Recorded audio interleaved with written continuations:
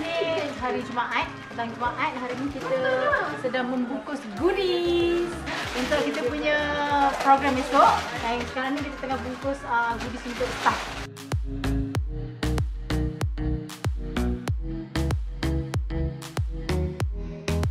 Masih menyediakan lagi teks ucapan untuk esok, insya-Allah. Good luck! Yeah.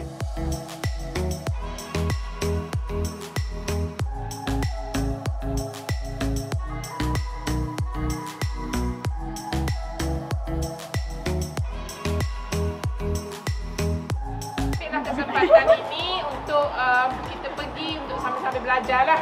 Boleh semua? InsyaAllah. Boleh. Keep up.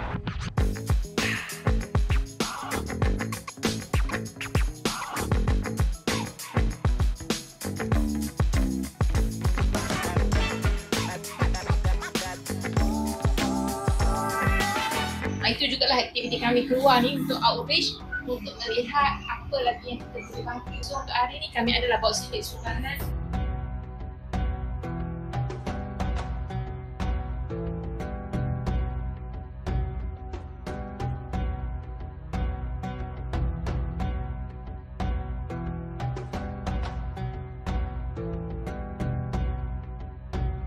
Saya sebenarnya rasa terharu dapat berpeluang bersama-sama hadir pada hari ini. Kita pula ambil kesempatan ini di atas Ansakir ini untuk sama-sama turut serta untuk membantu membuat sikit sumbangan. Walaupun dia tidak sebesar mana, tetapi untuk pengetahuan kakak-kakak, ibu-ibu yang ada pada hari ini adalah jalinan kasih, sumbangan kasih antara kami dan juga pihak perempuan dan ibu-ibu yang ada pada hari ini. Untuk grup pertama, kami buat misi di sini di Padang Jawa dan barulah selesai tadi. Kita agihkan kepada 30 keluarga di kalangan ibu tunggal asnaf di kawasan Padang Jawa ni, dan difahamkan tadi kat sini sebenarnya ada 10,000 penduduk dan kebanyakan mereka 70% adalah miskin bandar. Moga-moga dengan aktiviti sumbangan yang walau taklah besar mana kecil pun, tapi moga-moga yang penting kita dapat keluar tengok, berukhuwah dengan mereka lah, dapat berkenalan dengan mereka. Terima kasih Ansakir sebab bagi bantuan dekat kami semua kat sini, and harap korang akan lebih banyakkan aktiviti macam ni lagi lah untuk bantu yang susah, ibu tunggal. Terima kasih Ansakir bagi bantuan dekat kita orang yang memerlukan. Semoga korang boleh support Ansakir supaya lepas ni Ansakir boleh bantu lebih ramai lagi orang.